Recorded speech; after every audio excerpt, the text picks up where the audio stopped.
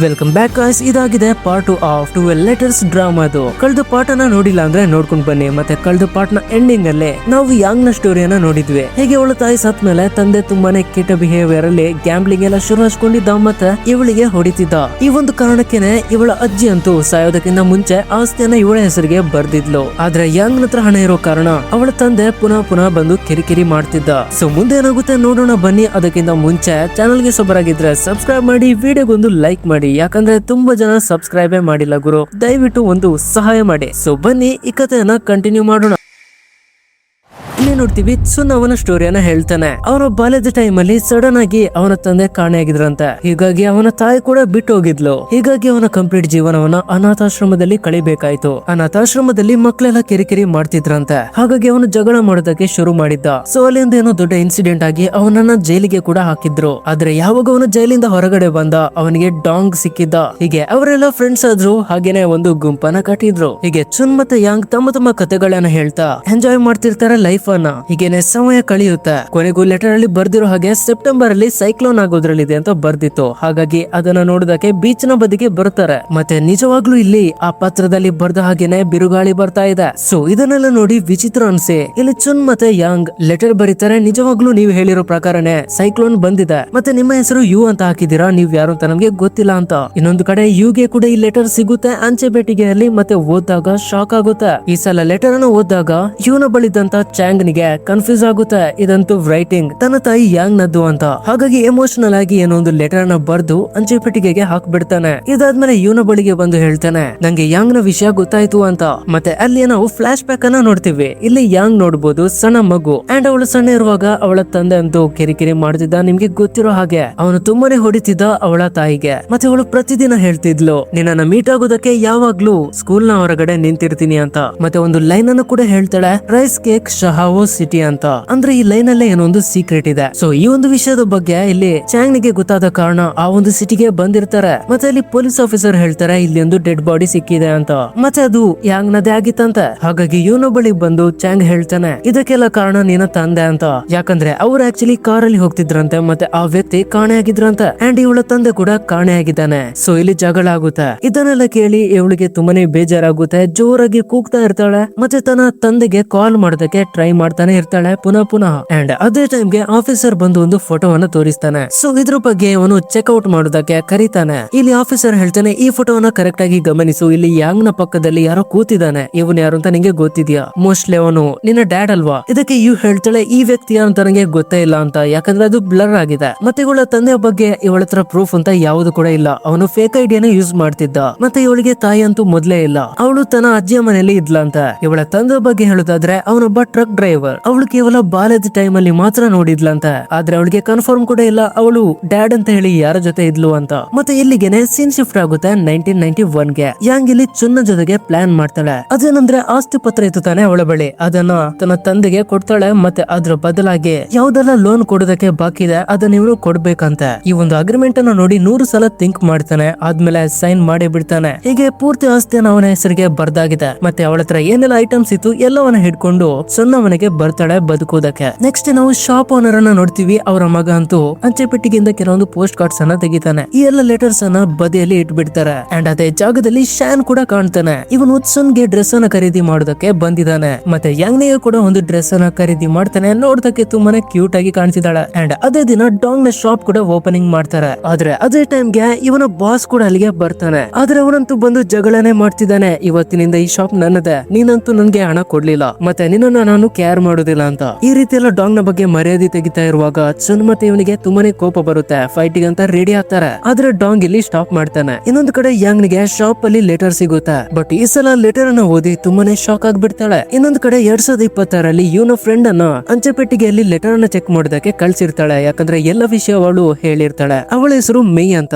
ಇನ್ನೊಂದು ಕಡೆ police officer ಗೆ ಗೊತ್ತಾಗುತ್ತೆ ಈ UCO ಅನ್ನೋ ಒಬ್ಬ ವ್ಯಕ್ತಿಯ ಬಗ್ಗೆ. ಅವನೇ ಯುನ ತಂದೆ. ಆಕ್ಚುಲಿ ಅವನೊಬ್ಬ ಕ್ರಿಮಿನಲ್ ಅಂತ. ನಿಜವಾಗಿ ಅವಳ ತಂದೆ ಅಲ್ಲ. ಅಲ್ಲ, ಅಂದ್ರೆ ಒಂಥರ ಸಾಕು ತಂದೆ ತರ. ಅದು ಕೂಡ ಅವನು ನಾಟಕ ಮಾಡಿದ್ದದು. ಸೀನ್ ವಾಪಸ್ 1991 ಗೆ ಶಿಫ್ಟ್ ಆದಾಗ ಯಾಂಗ್ ಅಂತೂ ಸುನ್ನ ಬರ್ತ್ಡೇನ ಕೇಳ್ತಿರ್ತಾಳೆ. ಬಟ್ ಅವನಂತೂ ಹೇಳೋದಿಲ್ಲ. ಆದ್ರೆ ಇವತ್ತಿನ ಬರ್ತ್ಡೇ ಅಂತ ಹೇಳಿ ಅವಳು ಕೇಕ್ ಅನ್ನೆಲ್ಲ ತರ್ತಾಳೆ, ಜೊತೆಗೇನೆ ರೈಸ್ ಕೂಡ. ಮತ್ತೆ ಇವರ ಲವ್ಲಿ ಜೋಡಿ ತುಂಬಾ ಹ್ಯಾಪಿಯಾಗಿ ಕಾಣ್ತಿದ್ದಾರೆ. ಅಂಡ್ ಯಾಂಗ್ ಹೇಳ್ತಾನೆ, ನಿನ್ನ ಬರ್ತ್ಡೇ ತಾನೆ, ಹಾಗಾಗಿ ಒಂದು ವಿಷಯನ ಕೇಳು ಅಂತ. ಇದರ ಪ್ರಕಾರ ಸುನ್ ಕೇಳ್ತಾನೆ, ನಾನ್ ಕೇಳುದು ಒಂದೇ ದೇವ್ರ ಹತ್ರ, ದಯವಿಟ್ಟು ಯಾಂಗ್ ನಿಗೆ ಒಂದೊಳ್ಳೆ ಬದುಕನ್ನ ಕೊಡು, ಮತ್ತೆ ಯಾವ್ದಾದ್ರು ಒಳ್ಳೆ ಯೂನಿವರ್ಸಿಟಿ ಕಾಲೇಜ್ ಅಲ್ಲಿ ಕಲ್ತು ಒಳ್ಳೇದಾಗ್ಲಿ ಅಂತ. ಮತ್ತೆ ಯಾಂಗ್ ಕೂಡ ಒಂದು ವಿಷಯನ ಕೇಳ್ಬಿಡ್ತಾಳೆ. ಬಟ್ ಇಷ್ಟೆಲ್ಲ ಆಗ್ತಿರುವಾಗ್ಲೇ ನೆಕ್ಸ್ಟ್ ಸೀನ್ ಅಲ್ಲೇ ನಾವು ನೋಡ್ತೀವಿ ಸುನ್ ಮತ್ತೆ ಯಾಂಗ್ ಇಲ್ಲಿ ನಿಂತಿದ್ದಾರೆ. ಆದ್ರೆ ಕಂಪ್ಲೀಟ್ ಮೈ ಎಲ್ಲ ಬ್ಲಡ್ ಆಗ್ಬಿಟ್ಟಿದೆ. ಅಂದ್ರೆ ಇಲ್ಲಿ ಇವನು ಮರ್ಡರ್ ಮಾಡಿದಾನ ಹೇಗೆ? ಎಸ್, ಇವನು ಮರ್ಡರ್ ಮಾಡಿದಾನೆ. ಹಾಗಾಗಿ ಯಾಂಗ್ ಹತ್ರ ಹೇಳ್ತಾನೆ, ದಯವಿಟ್ಟು ನೀನ್ ಇಲ್ಲಿಂದ ಹೋಗ್ಬಿಡು ಅಂತ. ಯಾಂಗ್ ಇಲ್ಲಿ ಜೋರಾಗಿ ಹೇಳ್ತಾಳೆ, ಇದರಲ್ಲಿ ನಿನ್ನದು ತಪ್ಪೇನಿಲ್ಲ ಅಂತ.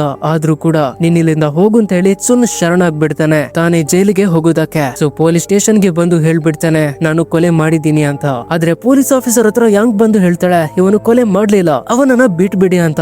ಆದ್ರೆ ಯಾರು ಕೂಡ ಅವಳ ಮಾತನ್ನ ಕೇಳೋದೇ ಇಲ್ಲ. ಇದೆಲ್ಲಾಗಿ ನೆಕ್ಸ್ಟ್ ಡೇ ಕೂಡ ಅವಳು ಪೊಲೀಸ್ ಆಫೀಸರ್ ಅನ್ನ ಮೀಟ್ ಮಾಡೋದಕ್ಕೆ ಬರ್ತಾಳೆ. ಆದ್ರೆ ಆ ಟೈಮ್ ಅಲ್ಲಿ ಕೂಡ ಸುನ್ ಒಳಗಡೆ ಬರೋದಕ್ಕೆ ಒಪ್ಪೋದಿಲ್ಲ. ಯಾಕಂದ್ರೆ ಸುನ್ಗೆ ಗೊತ್ತಿದೆ ಅವಳು ಇವನ ಬಗ್ಗೆ ಜಾಸ್ತಿ ಥಿಂಕ್ ಮಾಡಿದ್ರೆ ಅವಳ ಲೈಫ್ ಅನ್ನ ಹಾಳು ಮಾಡ್ಕೊಳ್ತಾಳೆ ಅಂತ. ಹಾಗಾಗಿ ಅವನ ಮುಖ ಕೂಡ ತೋರ್ಸೋದಕ್ಕೆ ಇಷ್ಟ ಪಡೋದಿಲ್ಲ. ಆದ್ರೆ ಯಾಂಗ್ ಅಂತೂ ಡೈಲಿ ಬರ್ತಿದ್ಲು. ಆದ್ರೆ ಒಂದು ದಿನ ಲೆಟರ್ ಸಿಗುತ್ತೆ, ಅದರಲ್ಲಿ ಸುನ್ ಬರ್ದಿದ್ದ, ಯಾಂಗ್ ನೀನು ಹೀಗೆ ಟೈಮ್ ಪಾಸ್ ಮಾಡೋದಕ್ಕಿಂತ ಅಥವಾ ನನ್ನನ್ನ ಬಿಡಿಸೋಕ್ಕಿಂತ ಒಂದೊಳ್ಳೆ ಯೂನಿವರ್ಸಿಟಿ ಕಾಲೇಜ್ಗೆ ಹೋಗಿ ಸ್ಟಡಿ ಮಾಡುವಂತ. ಯಾಕಂದ್ರೆ ಜೀವನದಲ್ಲಿ ಇನ್ನೂ ತುಂಬಾನೇ ಕಲಿಯೋದಕ್ಕಿದೆ. ಹೀಗೆ ಆ ಲೆಟರ್ ಅನ್ನು ಓದಿ ತುಂಬಾನೇ ಇನ್ಸ್ಪೈರ್ ಆಗಿ ಅವಳಿಗೆ ಕೂಡ ಅನ್ಸುತ್ತೆ ಇವನು ಹೇಳಿದ್ರಲ್ಲೂ ಪಾಯಿಂಟ್ ಇದೆ ಅಂತ. ಸೊ ಡೈಲಿ ಸ್ಟಡಿ ಅನ್ನು ಶುರು ಮಾಡ್ತಾಳೆ. ಮತ್ತೆ ತುಂಬಾನೇ ಹಾರ್ಡ್ ವರ್ಕ್ ಮಾಡಿ ಫೈನಲಿ ಯೂನಿವರ್ಸಿಟಿ ಕಾಲೇಜ್ ಗೆ ಜಾಯ್ನ್ ಆಗ್ಬಿಡ್ತಾಳೆ. ಅವಳು ಎಕ್ಸಾಮ್ ಅನ್ನೆಲ್ಲ ಕೊಟ್ಟು ಫೈನಲಿ ಅಡ್ಮಿಷನ್ ಆಗಿ ಆ ಒಂದು ಖುಷಿ ಸುದ್ದಿಯನ್ನ ಸುನ್ಗೆ ಹೇಳೋದಕ್ಕಂತ ಜೈಲಿಗೆ ಹೊರಟಿರುವಾಗ ಇಲ್ಲಿ ವಿಷಯ ಗೊತ್ತಾಗುತ್ತೆ, ಸುನ್ ನನ್ನ ಆ ಜೈಲಿನಿಂದ ಇನ್ನೊಂದು ಜೈಲಿಗೆ ಶಿಫ್ಟ್ ಮಾಡಿದಾರಂತೆ. ಅವಳಿಗಂತೂ ತುಂಬಾನೇ ಬೇಜಾರಾಗುತ್ತೆ. ಹಾಗಾಗಿ ಅವಳು ಬೇಜಾರದಲ್ಲಿ ಆ ಟೌನ್ ಅನ್ನೇ ಬಿಟ್ಟು ಇನ್ನೊಂದು ಸಿಟಿಗೆ ಅವಳು ಕಲಿಯೋದಕ್ಕಂತ ಹೋಗ್ತಾಳೆ. ಮತ್ತೆ ಅಲ್ಲಿ ಒಂದು ಅನಾಥಾಶ್ರಮದಲ್ಲಿ ಕೆಲಸ ಮಾಡ್ತಿರ್ತಾಳೆ. ಇದೆಲ್ಲಾಗಿ ಸ್ವಲ್ಪ ದಿನಗಳ ನಂತರ ನಾವು ನೋಡ್ತೀವಿ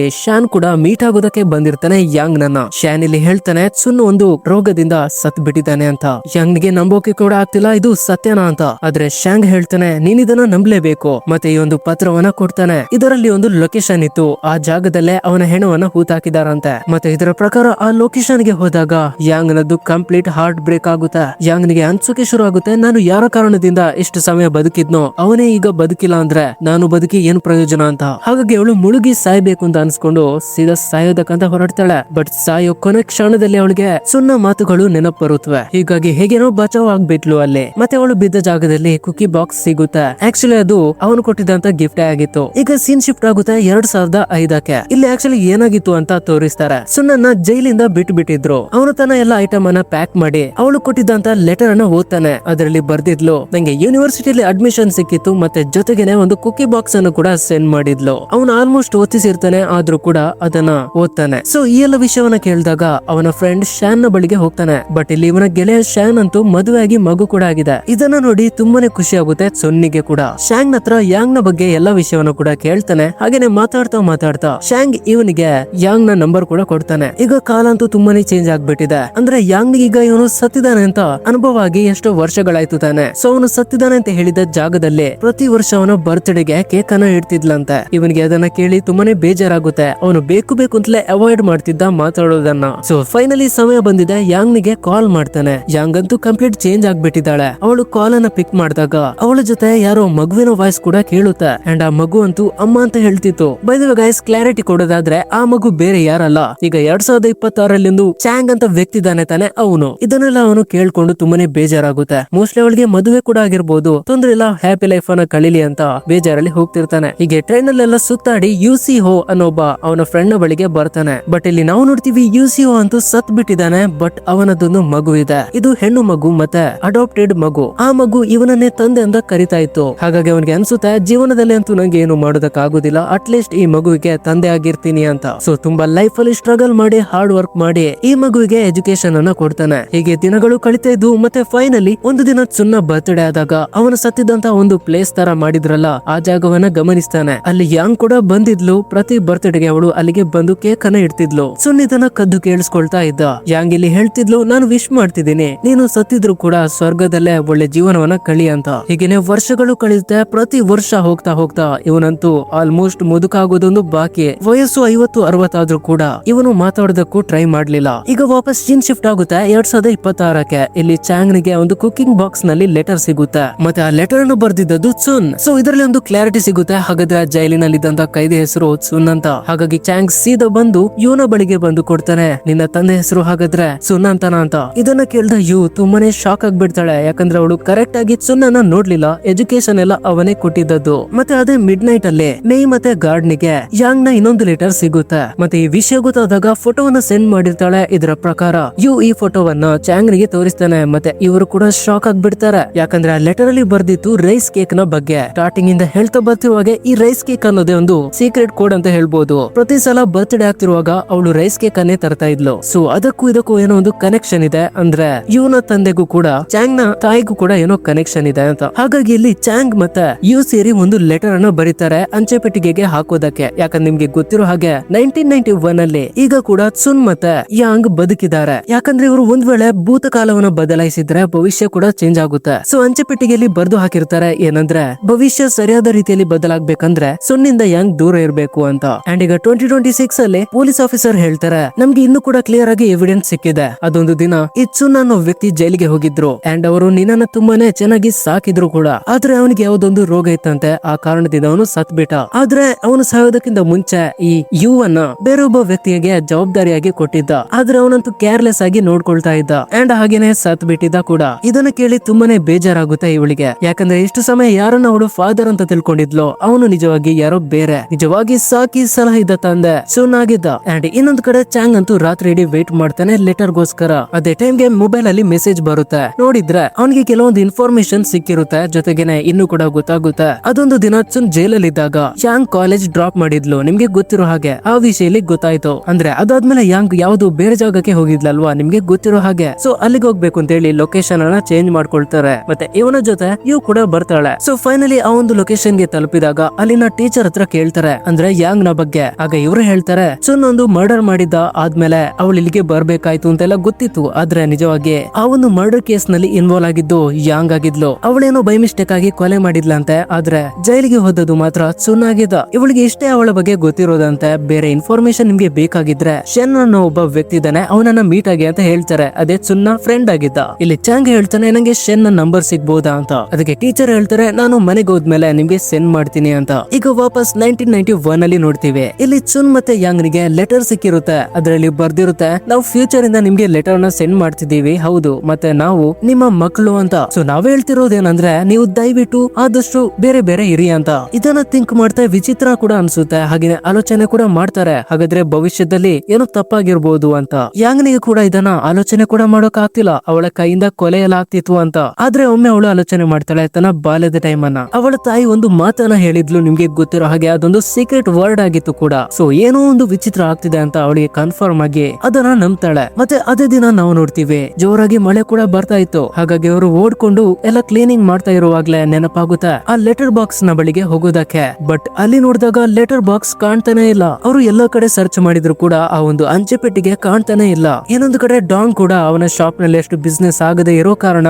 ಬಂದ್ ಕೂಡ ಮಾಡಿದ್ದ. ಇನ್ನೊಂದು ಕಡೆ ಶೆನ್ ಅಂತೂ ಅವನ ಬಳಿ ಬರೋದಕ್ಕೆ ಕೂಡ ತಿರಸ್ಕಾರ ಮಾಡಿದ್ದ. ಅಂಡ್ ನಮ್ಗೆ ಗೊತ್ತಾಗುತ್ತೆ ಇನ್ನೊಂದು ವಿಷಯ, ಅದೇನಂದ್ರೆ ಅಲ್ಲಿಗೆ ಇವರ ಬಾಸ್ ಬಂದಿದ್ದ. ಅವನ ಗ್ಯಾಂಗ್ ಅನ್ನ ಹಿಡ್ಕೊಂಡು ಇಲ್ಲಿ ಬುಲಿ ಮಾಡ್ತಿದ್ದ ಶೆನ್ ನ ವೈಫ್ ಅನ್ನ. ಅಂಡ್ ಯಾಂಗ್ ಯಾವ್ದೊಂದು ಲೈಬ್ರರಿಯಲ್ಲಿ ಕೆಲಸ ಮಾಡ್ತಿದ್ಲು, ಅಲ್ಲಿಗೆ ಬಂದು ಕೂಡ ಟಾರ್ಚರ್ ಕೊಡ್ತಿದ್ರು. ಹಾಗಾಗಿ ಅವಳು ಜಾಬ್ ಕೂಡ ಬಿಡ್ಬೇಕಾಯ್ತು. ಹಾಗಾಗಿ ಆ ದಿನ ಬೇಜಾರದಲ್ಲಿ ಸುನ್ನ ಬಳಿಗೆ ಬಂದಿರ್ತಾಳೆ, ನಂಗೇನು ಜಾಬ್ ಅಂತ ಯಾವ್ದು ಇಲ್ಲ ಅಂತ. ಬಟ್ ಅದನ್ನೆಲ್ಲ ಕೇಳಿದಾಗ ಯಾವ ರೀತಿ ಆ ಬಾಸ್ ಕಿರಿಕಿರಿ ಕೊಡ್ತಿದ್ದಾನೆ ಅಂತೆಲ್ಲ ಕೇಳಿದಾಗ ಸುನ್ಗೆ ತುಂಬಾನೇ ಕೋಪ ಬರುತ್ತೆ. ಅವನಂತೂ ಕೋಪದಲ್ಲಿ ಅವರನ್ನ ಕೊಲ್ಲೋದಕ್ಕಂತಾನೆ ಹೊರಡ್ತಾನೆ. ಬಟ್ ಇಲ್ಲಿ ಯಾಂಗ್ ಅಂತೂ ನಿಲ್ಲಿಸ್ತಾಳೆ. ಈಗ ವಾಪಸ್ ಸೀನ್ ಶಿಫ್ಟ್ ಆಗುತ್ತೆ 2026ಕ್ಕೆ. ಇಲ್ಲಿ ಗಾರ್ಡ್ ಅಂತೂ ಆ ಪೋಸ್ಟ್ ಬಾಕ್ಸ್ ನ ಹತ್ರನೇ ನಿಂತಿದ್ದ. ಆದ್ರೆ ಈ ಜಾಗಕ್ಕೆ ಕೆಲವರು ಬಂದು ಅದನ್ನ ತೆಗೆಯೋದಕ್ಕಂತ ಬರ್ತಾರೆ. ಅಷ್ಟೆಲ್ಲ ಅವ್ರಿಗೆ ಪೇಪರ್ ಅನ್ನ ತೋರಿಸಿ ಅಂತ ಕೂಡ ಹೇಳ್ತಾರೆ. ಆದ್ರೆ ಪೇಪರ್ ಇಲ್ಲದೇ ಇರೋ ಕಾರಣಕ್ಕೆ ಅವ್ರು ಹೇಳ್ತಾರೆ 3 ದಿನ ಬಿಟ್ಟು ನಾವು ಬರ್ತೀವಿ, ಮತ್ತೆ ಈ ಒಂದು ಅಂಚೆ ಪೆಟ್ಟಿಗೆನ ಎತ್ಕೊಂಡು ಹೋಗ್ತೀವಿ ಅಂತ. ಮತ್ತೆ ಗಾರ್ಡ್ ಹತ್ರ ಮಾತಾಡ್ತಿರುವಾಗ ಯು ಕೂಡ ಈ ವಿಷಯವನ್ನ ಕೇಳ್ಕೊಳ್ತಾಳೆ ಕಾಲ್ ಅಲ್ಲಿ. ಅಂಡ್ ಹಾಗೇನೆ ಒಂದು ಸೀನ್ ಅನ್ನ ಕೂಡ ನೋಡ್ತೀವಿ. ಯಾಂಗ್ ಇದ್ದಾಳಲ್ವಾ, ಅವಳು ಸುನ್ನ ಶವ ಇಡುವಂತ ಜಾಗದ ನೆಕ್ಸ್ಟ್ ನ ಗ್ರೇವ್ ಏನಿದೆ ಅದನ್ನ ಖರೀದಿ ಮಾಡಿದ್ಲು. ಅಂಡ್ ಇಲ್ಲಿ ಫ್ಯೂಚರ್ ಅಲ್ಲಿ 2026 ಅಲ್ಲಿ ಯು ಮತ್ತೆ ಚಾಂಗ್ ಬರ್ತಾರೆ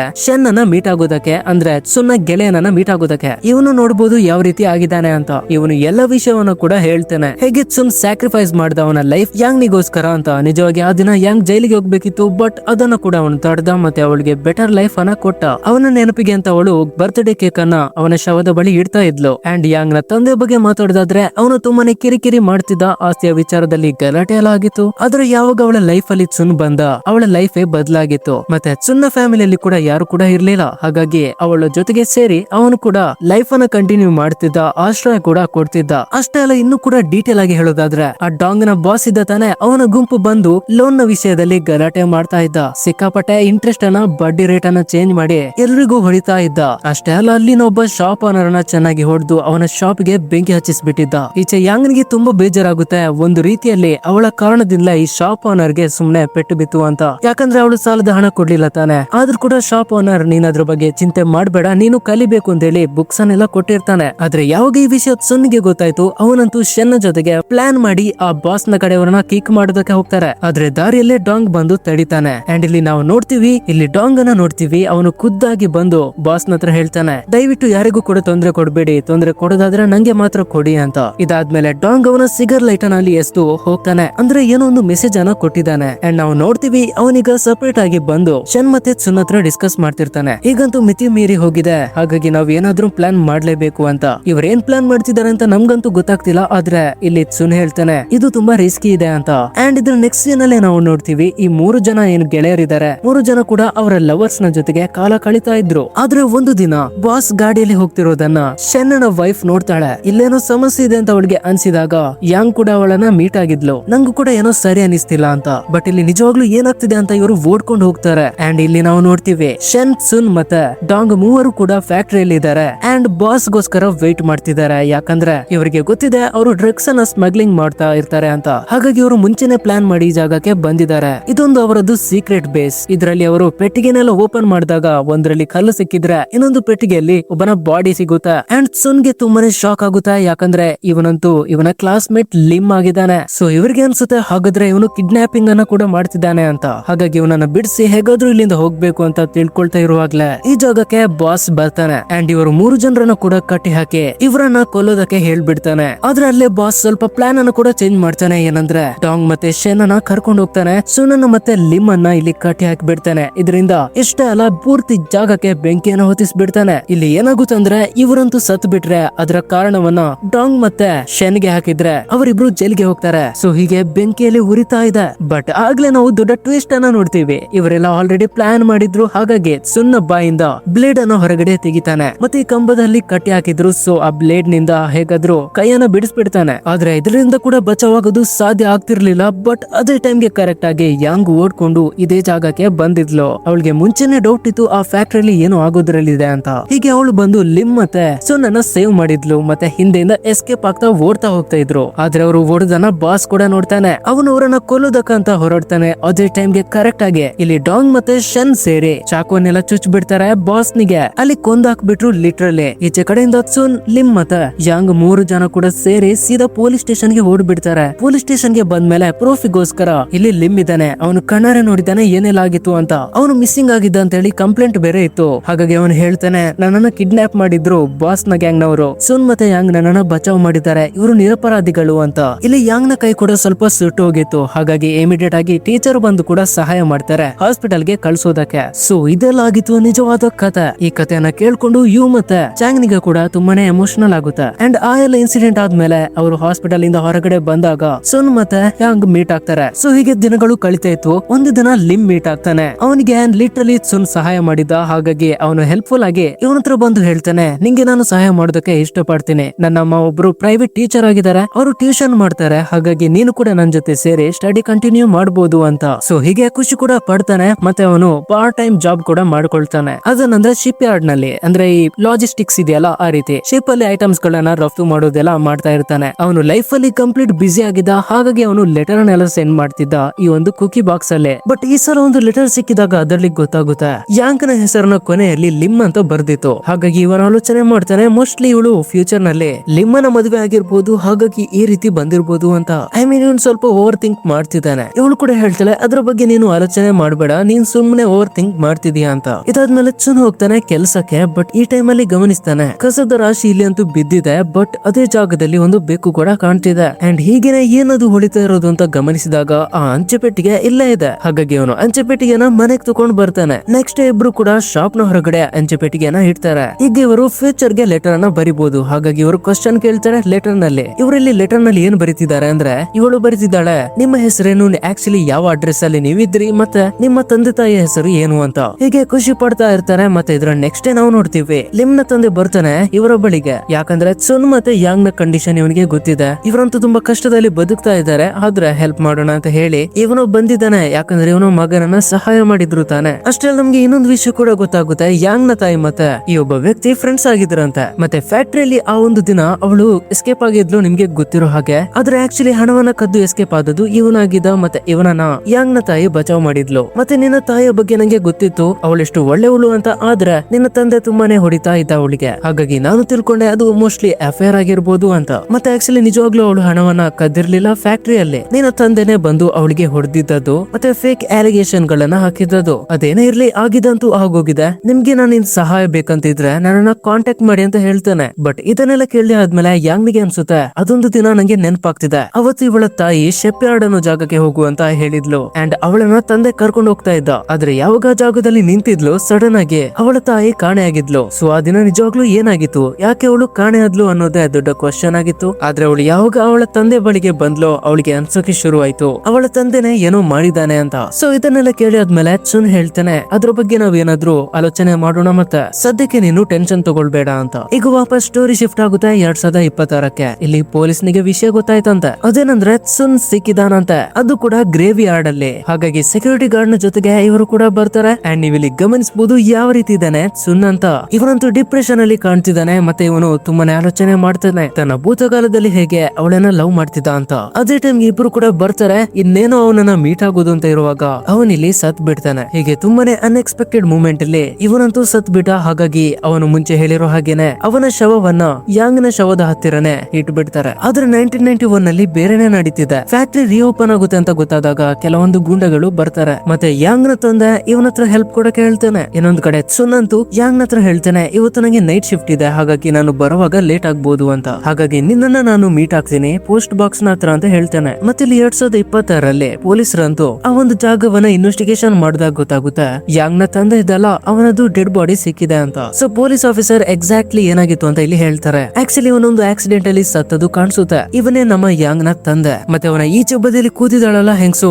ಇವಳು ಯಾಂಗ್. ಎಸ್ ಗಾಯ್ಸ್, ಈಗಂತೂ ಅವಳಿಗೆ ಏಜ್ ತುಂಬಾನೇ ಆಗಿದೆ 2026ರಲ್ಲಿ. ಹಾಗಾಗಿ ಇಲ್ಲಿ ನಮ್ಗೆ ದೊಡ್ಡ ಟ್ವಿಸ್ಟ್ ಕೂಡ ಗೊತ್ತಾಗುತ್ತೆ. ಆ ಒಂದು ದಿನ ಏನಾಗಿತ್ತಂದ್ರೆ ಇವಳು ಕಾರಲ್ಲಿ ಹೋಗ್ತಾ ಇರುವಾಗ ದಾರಿಯಲ್ಲಿ ತನ್ನ ತಂದೆಯನ್ನ ನೋಡ್ತಾಳೆ. ಹಾಗಾಗಿ ಕಾರ್ಗೆ ಹತ್ತಿಸ್ಬಿಡ್ತಾಳೆ. ಇವನಿಗೆ ಏಜ್ ಆಗಿದೆ, ಲಿಟ್ರಲಿ ಭಿಕ್ಷುಕನ ರೀತಿ ಆಗ್ಬಿಟ್ಟಿದ್ದಾನೆ. ತನ್ನ ಎಲ್ಲಾ ಹಣವನ್ನ ಲೂಸ್ ಮಾಡ್ಕೊಂಡು ಗ್ಯಾಂಬ್ಲಿಂಗ್ ಬೆಟ್ಟಿಂಗ್ ಎಲ್ಲ ಮಾಡ್ಬಿಟ್ಟು ಹಾಳಾಗ್ಬಿಟ್ಟಿದ್ದ. ಮತ್ತೆ ಅವನ ಹತ್ರ ಮಾತಾಡಿದಾಗ ಗೊತ್ತಾಗುತ್ತೆ ನಿಜವಾಗಿ ಇವಳ ತಾಯಿಯನ್ನ ಕೊಂದದ್ದು ಇವನೇ. ಯಾಕಂದ್ರೆ ಅವನಿಗೆ ಸಂಶಯ ಇತ್ತು ಅವನ ಹೆಂಡತಿಯ ಬಗ್ಗೆ, ಅವಳು ಇನ್ನೊಬ್ಬನ ಜೊತೆ ಅಫೇರ್ ಅಲ್ಲಿ ಇದ್ಲು ಅಂತ. ಇದನ್ನ ಕೇಳಿ ಯಾಂಗ್ ಅಂತೂ ತುಂಬಾನೇ ಎಮೋಷನಲ್ ಆಗ್ತಾಳೆ. ಮತ್ತೊಂದು ಫ್ಲಾಶ್ ಬ್ಯಾಕ್ ಅನ್ನು ಕೂಡ ನೋಡ್ತೀವಿ. 2 ಟಿಕೆಟ್ಸ್ ಅನ್ನು ಕೊಟ್ಟಿದ್ಲು ಯಾಂಗ್ ನ ತಾಯಿ ಬಾಲ್ಯದಲ್ಲಿ. ಆ 2 ಟಿಕೆಟ್ ನಲ್ಲಿ ಒಂದು ಅವಳಿಗಾಗಿತ್ತು ಮತ್ತೆ ಇನ್ನೊಂದು ಯಾಂಗ್ ನಿಗಾಗಿತ್ತು. ಸೊ ಇದನ್ನೆಲ್ಲ ಹೇಳ್ತಿರುವಾಗ ಇವಳ ತಂದೆ ಹೇಳ್ತಾನೆ, ಈಗ ಟಿಕೆಟ್ ಅನ್ನ ಹಿಡ್ಕೊಂಡು ಏನ್ ಮಾಡ್ತೀಯ ನೀನು ಅಂತ. ಹೀಗೆ ಅವಳು ತುಂಬಾನೇ ಎಮೋಷನಲ್ ಆಗಿ ಡ್ರೈವಿಂಗ್ ಮಾಡ್ತಿದ್ಲು ಇಲ್ಲಿ. ಮತ್ತೆ ಇವನು ಕೂಡ ತುಂಬಾ ಕೆಟ್ಟ ಕೆಲಸ ಮಾಡಿದ್ದ. ಆದ್ರೆ ಅವನದ್ದು ಕೂಡ ನೀವು ತಪ್ಪು ಅಂತ ಹೇಳೋಕೆ ಆಗೋದಿಲ್ಲ, ತಪ್ಪು ಎಲ್ಲರಿಂದಲೂ ಆಗ್ತಾ ಇತ್ತು. ಸೊ ಇಷ್ಟೆಲ್ಲ ದೊಡ್ಡ ಟ್ವಿಸ್ಟ್ ಅನ್ನ ರಿವೀಲ್ ಮಾಡಿದ್ಮೇಲೆ ಇವಳು ಡ್ರೈವಿಂಗ್ ಮಾಡ್ತಾ ತುಂಬಾ ಬೇಜಾರಲ್ಲಿ ಆಕ್ಸಿಡೆಂಟ್ ಆಗ್ಬಿಡುತ್ತೆ. ಹಾಗಾಗಿ ಯಾಂಗ್ ಮತ್ತೆ ಯಾಂಗ್ ನ ತಂದೆ ಇಬ್ರು ಕೂಡ ಸತ್ ಬಿಡ್ತಾರೆ. ಈ ಒಂದು ಇನ್ಸಿಡೆಂಟ್ ನ ಬಗ್ಗೆ ಇಲ್ಲಿ ಫ್ಯೂಚರ್ ನಲ್ಲಿ 2026ರಲ್ಲಿ ಕೇಳಿದಾಗ ಚಾಂಗ್ ಇವನ್ ಹತ್ರ ಹೇಳ್ತಾನೆ, ನಾವು ಬೇಗನೆ ಒಂದು ಲೆಟರ್ ನ ಸೆಂಡ್ ಮಾಡ್ಬೇಕಾಗುತ್ತೆ ಪೋಸ್ಟ್ ಬಾಕ್ಸ್ ನಲ್ಲಿ. ಭವಿಷ್ಯದಲ್ಲಿ ಸುನ್ ಸಿಂಗಲ್ ಆಗಿ ಸಾಯ್ತಾನೆ ಮತ್ತೆ ಯಾಂಗ್ ಮತ್ತೆ ಅವಳ ತಂದೆ ಆಕ್ಸಿಡೆಂಟ್ ಅಲ್ಲಿ ಸಾಯ್ತಾರೆ. ಮತ್ತೆ ಏನೆಲ್ಲ ವಿಷಯ ಆಗಿತ್ತು ಎಲ್ಲವನ್ನ ಬರೆಯೋಣ ಅಂತ. ಆದ್ರೆ ಇವು ಇದಕ್ಕೆ ಒಪ್ಪೋದಿಲ್ಲ. ಯಾಕಂದ್ರೆ ಒಂದು ವೇಳೆ ಎಲ್ಲ ಸತ್ಯ ಅಲ್ಲಿ ರಿವೀಲ್ ಆದ್ರೆ ಎಲ್ಲಾನು ಕೆಟ್ಟು ಹೋಗುತ್ತೆ. ಅಂದ್ರೆ ಮೇನ್ ಇನ್ನೊಂದು ಟ್ವಿಸ್ಟ್ ಏನಂದ್ರೆ ಆಕ್ಚುಲಿ 2026ರಲ್ಲಿರುವಂತ ಚಾಂಗ್ ಆಕ್ಚುಲಿ ಸುನ್ನ ಮಗ. ಎಸ್ ಗಾಯ್ಸ್, ಕರೆಕ್ಟ್ ಆಗಿ ಕೇಳ್ಕೊಂಡ್ರೆ ಅವನು ಮತ್ತೆ ಮಗ ಕೂಡ ಮಾಡ್ಕೊಂಡಿದ್ದ. ಬಟ್ ಅವನ ತಾಯಿ ಯಾರು ಅಂತ ಕ್ಲಿಯರ್ ಆಗಿ ಮೆನ್ಷನ್ ಮಾಡ್ಲಿಲ್ಲ. ಹಾಗಾಗಿ ಒಂದು ವೇಳೆ 1991 ಅಲ್ಲಿ ಅವನು ಸಪರೇಟ್ ಆಗದಿದ್ರೆ ಇಲ್ಲಿ 2026ರಲ್ಲಿ ಇವನು ಹುಟ್ಟಿರೋದಿಲ್ಲ, ಇವನ ಅಸ್ತಿತ್ವನೇ ಇರೋದಿಲ್ಲ. ಈಚೆಯಿಂದ ಇವು ಕೂಡ ದನ ಬಿಡ್ತಾ ಇಲ್ಲ. ಅವಳಂತೂ ಹರ್ದಾಗ್ಬಿಟ್ಟಿದ್ಲು. ಹಾಗಾಗಿ ಅವನು ಇಮಿಡಿಯೇಟ್ ಆಗಿ ಫೋನ್ ಅಲ್ಲಿ ಮೆಸೇಜ್ ಮಾಡಿರ್ತಾನೆ, ದಯವಿಟ್ಟು ಪೋಸ್ಟ್ ಬಾಕ್ಸ್ ಅಲ್ಲಿ ಈ ಒಂದು ಲೆಟರ್ ನ ಹಾಕ್ಬೇಡಿ ಅಂತ. ಅಂಡ್ ಇದೇ ಕರೆಕ್ಟ್ ಟೈಮ್ ಗೆ ಪೋಸ್ಟ್ ಬಾಕ್ಸ್ ನ ಬಳಿಗೆ ಕೆಲವೊಂದು ಕನ್ಸ್ಟ್ರಕ್ಷನ್ ವರ್ಕರ್ ನವರು ಬಂದಿದ್ರು. ಯಾಕಂದ್ರೆ ಅದನ್ನ ತಗೊಂಡು ಹೋಗೋದಕ್ಕೆ. ಸೊ ಬೇಗ ಲೆಟರ್ ನ ಬರೆಯೋದಕ್ಕೆ ಗಾರ್ಡ್ ಪೆನ್ ಅನ್ನು ಹುಡುಕಿದ್ರೆ ಇಲ್ಲಿ ಪೆನ್ ಕೂಡ ಇಲ್ಲ. ಇವನ ಜೊತೆ ಇವನ ಫ್ರೆಂಡ್ ಮೇ ಕೂಡ ಇದ್ಲು. ಇವಳು ಸ್ವಲ್ಪ ಸರ್ಚ್ ಮಾಡಿದ್ಮೇಲೆ ಒಂದು ಪೆನ್ ಸಿಗುತ್ತೆ. ಸೊ ಇಲ್ಲಿಂದ ಗಾರ್ಡ್ ಮತ್ತೆ ಮೈ ಸ್ಪೀಡ್ ಆಗಿ ಓಡ್ತಾ ಹೋಗ್ತಾರೆ. ಮತ್ತೆ ಆ ಪೋಸ್ಟ್ ಬಾಕ್ಸ್ ಅನ್ನ ತಗೊಂಡ್ ಹೋಗ್ಬೇಡಿ ಅಂತ ಹೇಳ್ತಾರೆ. ಸೊ ಇವನ್ ಹೇಳ್ತಾನೆ, ನಾನು ಇಲ್ಲಿ ಸ್ವಲ್ಪ ಸಿಚುವೇಶನ್ ಹ್ಯಾಂಡಲ್ ಮಾಡ್ತೀನಿ, ನೀನು ಹಿಂದೆಯಿಂದ ಹೋಗಿ ಪೋಸ್ಟ್ ಬಾಕ್ಸ್ ಗೆ ಲೆಟರ್ ನ ಹಾಕ್ಬಿಡು ಅಂತ. ಇನ್ನೊಂದು ಕಡೆ 1991 ನಲ್ಲಿ ಶಾಪ್ ಗೆ ಹೋಗ್ತಾ ಇರ್ತಾಳೆ ಯಾಂಗ್. ಮತ್ತೆ ದಾರಿಯಲ್ಲಿ ಅವಳು ನೋಡ್ತಾಳೆ ತನ್ನ ತಂದೆ ಎಲ್ಲಿಗೋ ಎಲ್ಲಿಗೋ ಹೋಗ್ತಿದ್ದಾನೆ ಅಂತ ತುಂಬಾ ಗುರಾಯಿಸ್ಕೊಂಡು ನೋಡ್ತಾ ಇರ್ತಾಳೆ. ಅವನಂತೂ ಓಡ್ತಾ ಹೋಗ್ತಾನೆ ಮತ್ತೆ ಇವಳು ಫಾಲೋ ಮಾಡ್ಕೊಂಡು ಹೋಗ್ತಾಳೆ. ಇದೇ ಟೈಮ್ಗೆ ಸರಿಯಾಗಿ ಇನ್ನೊಂದು ಕಡೆ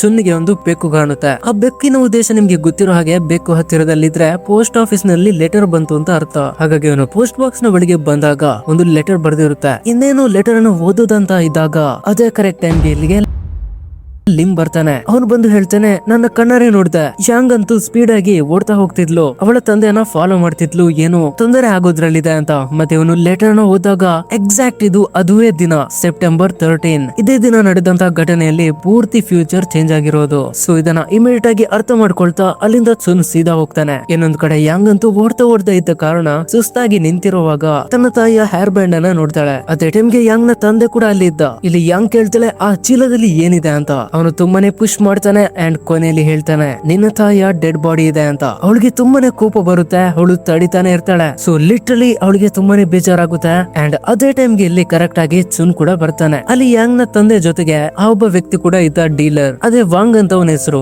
ಸೊ ಅವನ ಜೊತೆಗೆ ಚುನ್ ಫೈಟ್ ಮಾಡ್ತಾನೆ. ಯಾಕಂದ್ರೆ ಇಲ್ಲಿ ಕಷ್ಟ ಇದೆ, ಇಲ್ಲ ಅಂದ್ರೆ ಇನ್ನೇನು ಇಲ್ಲಿ ವಾಂಗ್ ಅನ್ನು ಕೂಡ ಕೊಲ್ಲೋದಕ್ಕೆ ರೆಡಿ ಇದ್ದ ನಮ್ಮ ಹೀರೋ. ಆದ್ರೆ ಇವನನ್ನ ಕೊಂದಾದ್ಮೇಲೆ ನಿಮ್ಗೆ ಗೊತ್ತಿದೆ ಏನಾಗಿತ್ತು ಭವಿಷ್ಯದಲ್ಲಿ ಅಂತ. ಹಾಗಾಗಿ ಒಂದು ಸೆಕೆಂಡ್ ಗೆ ಲೆಟರ್ ಅನ್ನ ನೆನಪು ಮಾಡ್ಕೊಳ್ತಾನೆ. ಇವನನ್ನ ಒಂದು ವೇಳೆ ಇಲ್ಲಿ ಕೊಂದ್ಬಿಟ್ರೆ ಪೂರ್ತಿ ಭವಿಷ್ಯ ಹಾಳಾಗ್ಬಿಡುತ್ತೆ ಅಂತ. ಸ್ವಲ್ಪ ನಿಮಿಷ ಮುಂಚೆನೆ ಬಂದು ಫೈಟಿಂಗ್ ಮಾಡಿದಕ್ಕೆ ಇವನ್ಗೆ ಬೇಗನೆ ಪೊಲೀಸ್ ಆಫೀಸರ್ ನ ಕರೆಯೋದಕ್ಕೆ ಆಯ್ತು. ಹಾಗಾಗಿ ಇಲ್ಲಿಗೆ ಪೊಲೀಸ್ ಕೂಡ ಬರ್ತಾರೆ. ಹೀಗೆ ಇಲ್ಲಿ ವ್ಯಾಂಗ್ ಮತ್ತೆ ಯಾಂಗ್ ನ ತಂದೆ ಇಬ್ರನ್ನ ಕೂಡ ಅರೆಸ್ಟ್ ಮಾಡ್ಬಿಡ್ತಾರೆ. ಈ ಇಬ್ರು ಕಪಲ್ ಗಳು ಒಟ್ಟಾಗ್ತಾರೆ. ಸೊ ತುಂಬಾ ಖುಷಿಯಲ್ಲಿ ಸುನ್ ಮತ್ತೆ ಯಾಂಗ್ ಹಗ್ ಮಾಡ್ತಾರೆ. ಇನ್ನೊಂದ್ ಕಡೆ ಫ್ಯೂಚರ್ ನಲ್ಲಿ ಗಾರ್ಡ್ ಕೂಡ ಚಾಂಗ್ ಗೆ ಮೆಸೇಜ್ ಅನ್ನ ಸೆಂಡ್ ಮಾಡ್ತಾನೆ. ನೀನು ಹೇಳ್ದಾಗೇನೆ ನಾನು ಲೆಟರ್ ಅನ್ನ ಸೆಂಡ್ ಮಾಡಿದೀನಿ ಅಂತ. ಅಷ್ಟರಲ್ಲಿ ಇವನಿಗೆ ತುಂಬಾನೇ ಇಮೋಷನಲ್ ಆಗುತ್ತೆ. ಅವನಂತೂ ಹಗ್ ಮಾಡಿ ಆ ನೈಟ್ ಯಾಂಗ್ ಮತ್ತೆ ಸುನ್ನ ಶವ ಎತ್ತುತ್ತಾನೆ. ಆ ಜಾಗಕ್ಕೆ ಬರ್ತಾನೆ. ಅವನ್ಗೆ ಬೇಜಾರು ಕೂಡ ಆಗುತ್ತೆ, ಖುಷಿ ಕೂಡ ಆಗುತ್ತೆ. ಯಾಕಂದ್ರೆ ಇನ್ ಮುಂದೆ ಯಾಂಗ್ ಮತ್ತೆ ಸುನ್ ಬದುಕಬಹುದು ಅಂತ. ಅಂಡ್ ಅದೇ ರಾತ್ರಿಯಲ್ಲಿ ಯು ಮಲಗೋದಕ್ಕಂತ ಹೋದಾಗ ತುಂಬಾ ಚೇಂಜಸ್ ಆಗ್ಬಿಡುತ್ತೆ. ಅವಳು ಬೆಳಿಗ್ಗೆ ಎದ್ದಾಗ ಲಿಟ್ರಲಿ 2026ರಲ್ಲಿ ಚಾಂಗ್ ಅನ್ನ ಅವಳು ಕಳ್ಕೊಂಡ್ ಬಿಡ್ತಾಳೆ. ಯಾಕಂದ್ರೆ ಅವನ ಅಸ್ತಿತ್ವ ಇರೋದಿಲ್ಲ. ಸಿಂಪಲ್ ಆಗಿ ಹೇಳೋದಾದ್ರೆ ಸುನ್ ಮತ್ತೆ ಯಾಂಗ್ ಬೇರೆ ಬೇರೆ ಆದ ಕಾರಣನೇ ಅವನು ಹುಟ್ಟಿದ್ದದ್ದು. ಆದ್ರೆ ಈಗ ಎಲ್ಲಾನು ಕೂಡ ಮೊದಲಿನಂತೆ ಸರಿಯಾಗಿದೆ. ಸುನ್ ಮತ್ತೆ ಯಾಂಗ್ ಹ್ಯಾಪಿ ಲೈಫ್ ಅನ್ನ ಕಳೆದಿರ್ತಾರೆ. ಮತ್ತೆ ಅವರ ಫ್ಯೂಚರ್ ಅನ್ನು ಬದಲಿಸಿದಕ್ಕೆ ಥ್ಯಾಂಕ್ ಯು ಅಂತ ಲೆಟರ್ ಬಾಕ್ಸ್ ಅಲ್ಲಿ